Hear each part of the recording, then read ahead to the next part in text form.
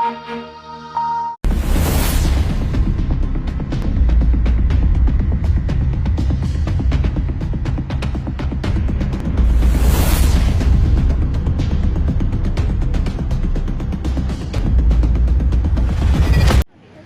के क्षेत्र में फॉरेंसिक डिपार्टमेंट का एक बेहद अहम रोल होता है। जब किसी भी तरह की हत्या, मौत होने पर जब शव की जांच होती है, जिससे पता चलता है कि आखिर उसकी मौत की वजह क्या रही, उसमें मेडिकल विभाग का जो फॉरेंसिक डिपार्टमेंट है वो अहम भूमिका निभाता है।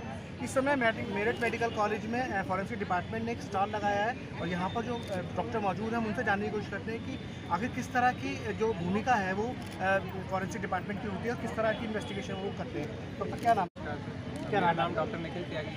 डॉक्टर साहब, आज ये जो स्टॉल लगाया है क्या क्या क्या चीज़ें विशेष है इसमें? देखिए, ये स्टॉल जो है बेसिकली 11वीं और 12वीं के बच्चों के लिए लगाया है हमने, तो और जो कि संभावित है कि आगे चल के फ्यूचर में MBBS लें, तो इसलिए लगाया है कि एक बेसिक उन्हें आइडिया हो कि हमारा डिपार्टमेंट किन चीज़ों से डील करें।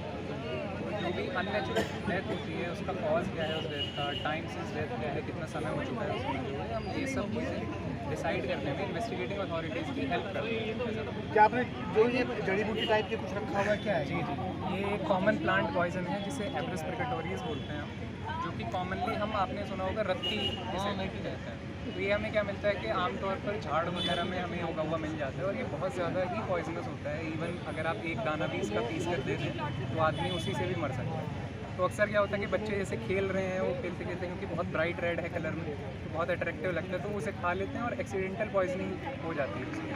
तो थोड़ा सा बच्चों को हमने क्या है एजुकेट किया है इसके बारे में। फिर दूसरा हमने यहाँ पर रखा है ये लेड टेट्राऑक्साइड है, जिसे कॉमनली हम सिंदूर भी बोलते हैं। सिंदूर भी एक जहर का रूप होता है। जहर का एकदम से ऐसा नहीं है कि टच करते एकदम से जहर हो जाएगा, लेकिन क्या होता है कि over the period of time अगर आप उसे लगाने से कोई ऐसी दिक्कत नहीं है, लेकिन अगर आप उसे इनहेल कर लें, आप खा लें गलती से, तो एकदम से नहीं, लेकिन over the period of time वो हमारी बॉडी में इकट्ठा होता रहता है, एक्सक्रीट नहीं हो पाता है बाहर। तो इकट्ठा होते होते एक लिमिट इसकी ऐसी हो जाती है कि इतना ज़्यादा हो जाएगा आपकी बॉडी में कि फिर वो जहर की तरह काम करना शुरू करता है। तो इसलिए इसे थोड़ा प्रिकॉशसली यूज़ करना चाहिए। यानी सिंदूर लगाते वक्त महिलाओं को भी थोड़ा सा ध्यान रखना चाहिए कि इसकी मात्रा ज़्यादा ना हो। जी बिल्कुल, तो मात्रा ज़्यादा ना हो, हम उसे गलती से सूंघ ना लें, इतना ना लगा लें कि वो झड़ के बार बार जो है हमारे उसमें आता है, तो अंदर ना जाए किसी भी तरीके से हमारी बॉडी में।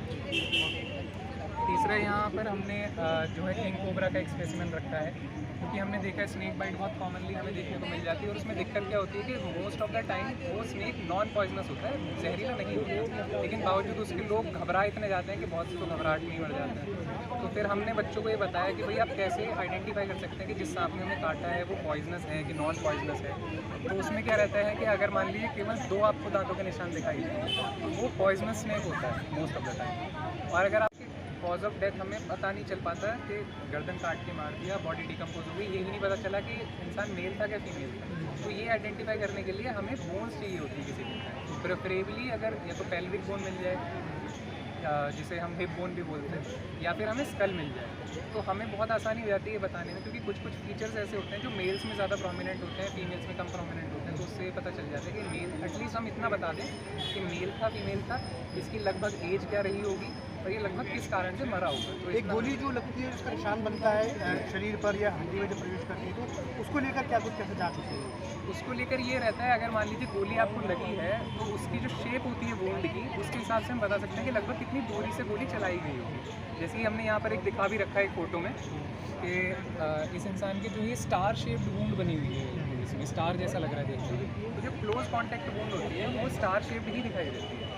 तो उससे हम बता सकते हैं बहुत करीब से गोली मारी गई, क्योंकि जितना आप दूर जाते जाते हैं तो उसकी शेप चेंज हो जाती है, मतलब वो थोड़ा डिटेल में है, लेकिन उसे देखकर हम लगभग बता सकते हैं कि इतनी दूरी से गोली चलाई गई। यानी ये सब काम मेडिकल का जो फॉरेंसिक डिपार्टमेंट है वो करता है। जी जी। तो ये थे डॉक्टर निखिल, जिन्होंने हमें साफ तौर पर बताया कि मेडिकल का जो फॉरेंसिक डिपार्टमेंट है उसका किसी भी क्रिमिनल इन्वेस्टिगेशन में एक बेहद अहम रोल होता है, और उसको लेकर जो इन्होंने स्टॉल लगाया है यहाँ पर जानकारी दी जा रही है जो स्कूल के बच्चे आए हैं कि वो समझ सकें कि आखिर फॉरेंसिक जांच जो होती है वो किस तरह से होती है और मेडिकल उसमें क्या, मेडिकल की जो टीम है वो क्या काम करती है। अब देखना होगा कि इसका कितना फ़ायदा जो छात्र यहाँ पर पहुँचे थे वो उठा पाते। मेडिकल में चल रहे फेस्टिवल में जो है एक फॉरेंसिक डिपार्टमेंट की तरफ से एक स्टॉल लगाया गया है, उस स्टॉल का क्या उद्देश्य है और किस तरह से फॉरेंसिक जो टीम है, डिपार्टमेंट है, वो क्राइम से रिलेटेड जो भी इन्वेस्टिगेशन होता है उस पर काम करता है। ये बताने के लिए समय मेडिकल कॉलेज के प्रिंसिपल हमारे साथ आए, उनसे जानने की कोशिश करते हैं कि ऐसी क्या प्रक्रिया है वो जो उसको वहाँ फॉलो किया जाता है। सर, क्या नाम है आपका?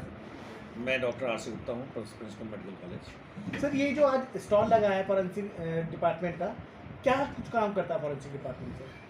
देखिए, फॉरेंसिक मेडिसिन डिपार्टमेंट एक ऐसा डिपार्टमेंट है जो कि मेडिकल जो से रिलेटेड जो लीगल पहलू हैं उनमें मदद करता है। इसका ये है कि जैसे मान लीजिए कि कभी किसी का एक्सीडेंट हुआ या किसी की डेथ ऐसे हुई जिसका कि कॉज नहीं पता है, तो उसके लिए फिर ये डिपार्टमेंट होता है जिसमें कि विभिन्न उसके साइन होते हैं, विभिन्न तरीके होते हैं, जिससे ये पता किया जाता है कि एक्चुअली ये मर्डर है या सुसाइड है या कोई और तरीका और कोई मोड है। और उसमें बहुत उसके पूरी एक साइंस है, पूरा एक सब्जेक्ट है ये। और ये बहुत इम्पॉर्टेंट है क्राइम को इन्वेस्टिगेट करने के लिए। और बहुत ज़्यादा टाइम में आपने देखा होगा, बहुत सारे सीरियल भी आपने देखे होंगे कि केवल फॉरेंसिक रिपोर्ट के आधार पे आप जो है वो कातिल तक या जो है जो एक्यूज्ड है उसको पहुँच सकते हैं, और जो अभियुक्त है उससे उस तक आप पहुँच सकते हैं। और साथ में क्या क्या तरीके हैं, कितना टाइम लगा होगा, कितने मरने के बाद कितने देर बाद ये बॉडी प्रेजेंट हुई, या और भी बहुत सारे तरीके होते हैं। जैसे मान लीजिए एक एग्जांपल दे रहे हैं कि मान लीजिए कि स्ट्रैंगुलेशन है, मतलब गला दबा के, या कई बार होता है ना कि आपने देखा होगा कि पहले मर्डर कर दिया जाता है, फिर उसका रस्सी बांध करके उसको टांग दिया जाता है दिखाने के लिए एक सुसाइड है, लेकिन उससे कुछ फ़र्क नहीं पड़ता। उससे पूरा पता चल जाता है कि एक्चुअली पहले मर्डर पहले हो गया, बाद में टांगा गया है, या एक्चुअली उसने जो है वो हैंग किया है। इस तरह बहुत सारी हर चीज़ में है। जैसे गन शॉट है, उसके बहुत सारे तरीके होते हैं अपने। तो ये पूरी एक साइंस है। तो ये जो है हमारे यहाँ पूरा पढ़ाया जाता है, 1 साल का पूरा इसका कोर्स होता है। और वो जो है जो डॉक्टर होते हैं वो बाद में पोस्टमार्टम करते हैं, और पोस्टमार्टम करने के बाद सब चीज़ बताते हैं। तो किसी भी मर्डर के बाद पोस्टमार्टम होने के बाद पता चलता है कि मौत की वजह क्या रही, और इसके लिए फॉरेंसिक जो विभाग है, फॉरेंसिक मेडिकल साइंस है, वो काफ़ी अहम भूमिका निभाता है। इस पूरे प्रकरण को लेकर जो डॉक्टर साहब ने बताया वो बहुत अहम चीज़ है। जो बड़े जो आप देख सकते हैं कि मर्डर केसेस होते हैं या इन्वेस्टिगेशन जो पुलिस के लिए फंस जाता है, वो सिर्फ फॉरेंसिक जांच पर या फिर पोस्टमार्टम की रिपोर्ट आने के बाद ही पता चल पाता है। अब देखना होगा कि इसका कितना ज़्यादा लाभ जो यहाँ पर बच्चे पहुँचे हैं वो इसका उठाते हैं।